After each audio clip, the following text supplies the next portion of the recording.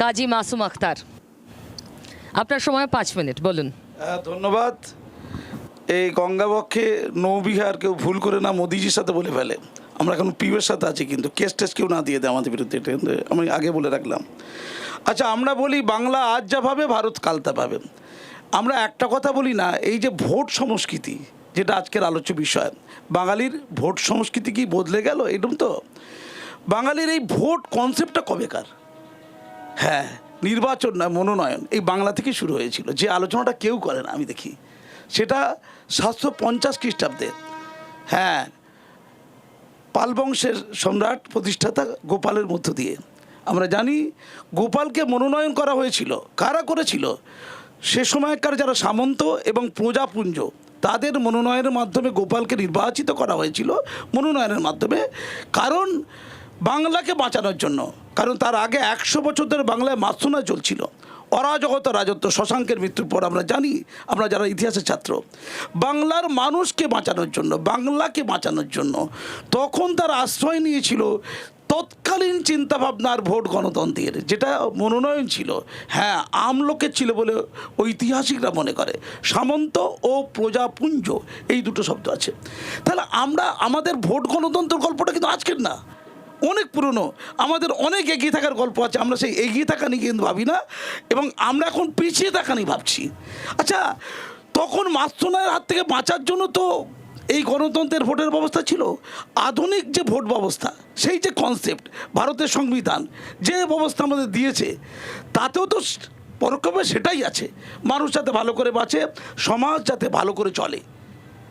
আমরা কি গণতন্ত্র দেখছি, কেমন বাঁচা দেখছি, খুব কষ্ট লাগে। এখন আমাদের যে রাজনীতির, বাঙালির রাজনীতির যে প্রথা, প্রকরণ, লক্ষ্য, উদ্দেশ্য, এগুলো যদি সেই গোপালের আমলের বাঙালিরা জানতে পারতো, লজ্জায় তাদের মাথা কাটা যেত। এরা এত পিছিয়ে, এত যুগ পরে, সেই 750 খ্রিস্টাব্দ, আর এটা 2026। খুব দুঃখের, খুব যন্ত্রণার।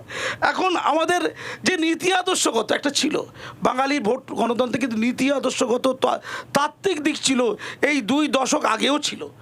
বামেরা বলতো আমরা নীতি আদর্শ নিয়ে চলি। হ্যাঁ, বাঙালিদের একটা অংশ নীতি আদর্শের কথা বলতো, সত্যিই বলতো। আপনি দেখুন এখন কি জায়গা দাঁড়িয়ে আছে।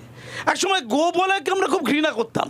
এই গোবলায় ওরা গরু নিয়ে থাকে, জাতপাত নিয়ে, ধর্ম নিয়ে, হিংসা নিয়ে, বিদ্বেষ নিয়ে, ভেদাভেদ নিয়ে থাকে। গোবলায় খুব ব্যাকওয়ার্ড, ন্যাস্টি। এখন সত্যি কথা বলতে কি, আমরা সবাই যা দেখতে পাচ্ছি, এই গোবলায় দেশের লোকগুলো, অর্থাৎ উত্তরপ্রদেশ, বিহারকে বলুন, তারা মনে হয় বাংলাকে দেখে হাসছে। কারণ গোবলায়কে অনেক আগে টপকে গেছে। গোবলায় যেগুলো খারাপ দিক বলছিলাম আমরা, বাংলা তাকে অর্জন করেছে পূর্ণ মাত্রায়, হেরে গেছে গোবলায়। গোবলায় বাংলাকে দেখে এখন মিচকি মিচকি হাসছে, দেখ কেমন লাগে। আমাদের একসময় খুব গাল দিয়েছিলিস।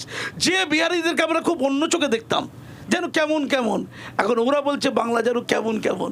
আমাদের এখানে পলিটিক্স হয় মরে না। আর এবারে কি হলো বাংলা পিউ, কোনো দাঙ্গা হাঙ্গামা নেই, রক্ত তেমন ঝরলো না, ডেড বডিও পড়লো না। বিস্ময়কর, শুধু পচন পচন পচন, চারিদিকে পচন। ধর্মের নামে মানে কিরম, হিন্দু মুসলিম পচন, দলিত মতুয়া পচন, মন্দির মসজিদ পচন, মানে শুধু ভাগ। আবার ওই বহিরাগত বাঙালি পচন, মানে মানুষকে ভাগ করে দাও। এমন এমন হয়ে গেছে পলিটিক্স। এখন তোমাদের ঘরের সামনে দিয়ে যদি কেউ যায়, মাছের দুর্গন্ধ বেরোয়, তুমি নিশ্চয়ই বুঝবে যেটা ভোট প্রার্থী যাচ্ছে। পচা একটা কাতলা মাছ নিয়ে যাচ্ছে। আরে অতদিন ধরে কাতলা মাছ ঘরের মধ্যে রাখলে পচে যাবে তো। এই দুর্গন্ধ বেরোচ্ছে, কোনো জানলাটা বন্ধ কর, প্রার্থী যাচ্ছে। আমার বউ বলে দেখো বাথরুমটাকে একটু পরিষ্কার করতে হবে, বাথরুমটা একটু, কাজের লোকটা কদিন ধরে আসেনি। আমি আমার বউকে বললাম দেখো কাজের লোক দরকার কী আছে, তাকে চুরি দাও। প্রার্থী যাচ্ছে কিনা দেখো, পাশ দিয়ে প্রার্থী যাচ্ছে কিনা, তাকে ধরে নিয়েছে, বাথরুমটা পরিষ্কার করে নাও। সে তোর বাথরুমটা পরিষ্কার করে দেবে। কি কালচার? তারপরেই লুট করবে। আগে পরিষ্কার করে দিই, তারপরে সেই অনুযায়ী লুট করি। তুমি বলছো ভোট গণতন্ত্র, নোট গণতন্ত্র, নোট নোট, কিচ্ছু ভোট নেই। ভোট কোথায় আবার, শুধু নোট আছে। কে কত লুটে খাবে। 23% ভোট, ভোটে যারা দাঁড়িয়েছে প্রার্থী 23%, এটা নিউজে দেখছিলাম, তারা ফৌজদারি মামলায় অভিযুক্ত। তোমাদের পাড়ার যে কোনো 100 লোককে জড়ো করো, আপনাদের পাড়ায় স্যার 100 লোককে জড়ো করুন, করে তাদের মধ্যে কজনের বিরুদ্ধে ফৌজদারি মামলা আছে দেখুন, দেখবেন 1-2 জনের বিরুদ্ধেও নেই। কিন্তু যারা ভোট প্রার্থী, যারা ভোটে গিয়ে ক্ষমতায় যাবে, জনপ্রতিনিধি হবে, তাদের 23 মানে রাজনীতিতে দুর্নীতিতে নারী লাঞ্ছনায় যুক্ত? বলুন, এরা নাকি ক্ষমতা গিয়ে আমাদেরকে কি কাজ করে দেবে? টাকা দিয়ে টিকিট পেয়েছি, বেশি বকবে সময় না। শেষ, আবার বলছি আমি পরিষ্কার করে বলছি, বাংলার মানুষ দেখুক জানুক, ভালো লোকদের বাঁচুন অন্তত। পার্টি পার্টি আদর্শ পদর্শ তাকে তুটে গেছে, আর মতাদর্শ বলে কিচ্ছুটি নেই, ওটারও পচন হয়েছে। আর পচনে সময় এত শেষ, গন্ধ, আবার পরে। না, ভোটের পচনের এত গন্ধ, ওই পচন দিয়ে পঞ্চব্যঞ্জন বানানো যাবে, পঞ্চব্যঞ্জন বানিয়ে খাওয়া যাবে। পেট খারাপ হবে তো ওটা। পেট খারাপ হবে, শুকটি মাছ হবে, কি আছে তা? বাংলার আওয়াজ, বাঙালির আবেগ, জি 24 ঘন্টা।